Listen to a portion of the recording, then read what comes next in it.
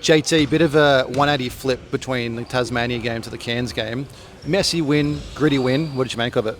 I made of it like what our team is consistent of. I mean, we can be really good, one day, and then we can struggle. But at the end of the day, once again, I kept talking about all year of how our depth is, and so that's really what I think took place in the Cairns. That they was only be able to play 7 to 8 guys, and we got to the 10.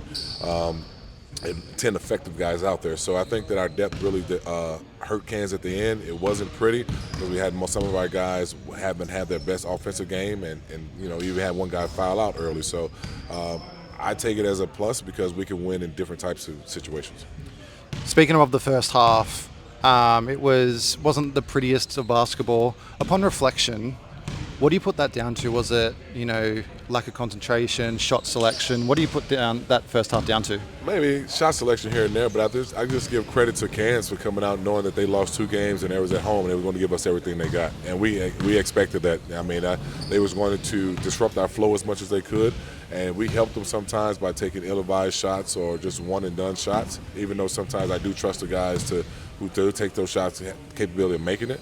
But we have to understand when we're in a hostile environment like that with a team against their back against the wall, that we got to be more decisive and understanding that we got to be particular what we do on the offensive end. But defensive end, we gave it everything we had, keeping them to 75 points, I believe. Yeah. So I think we were fine there. Our effort there was fine, but we just have to make sure that on the offensive end, what we talked about during film, that we have to be more selective on our shots. Now, heading into halftime, Tyler hit that 3 right on the buzzer pretty much. Do you reckon that instilled a bit of confidence in the guys heading into the halftime break? I think that shot, but I think from us walking after the first timeout when we were down 13-2 or 11-2 or something like that, we called a timeout, and then we went on about a 4 to 6-0 run, and we was able to get regain our momentum back. Tyler's shot just gave us life to hey, we played as bad as we did for 20 minutes, and now we're up 2 going into the halftime. So let's put things together and find a way to finish 40-minute game out. So I think it did give us life and hope, but I felt that before then our defense really turned it up and allowed us to get back into the game. You mentioned that Darius fouled out early in the fourth. How does that affect your rotation down the stretch of the game? I mean, it does and it doesn't. I mean, we would love to Darius to finish every game with us and be as exciting, as explosive as he is.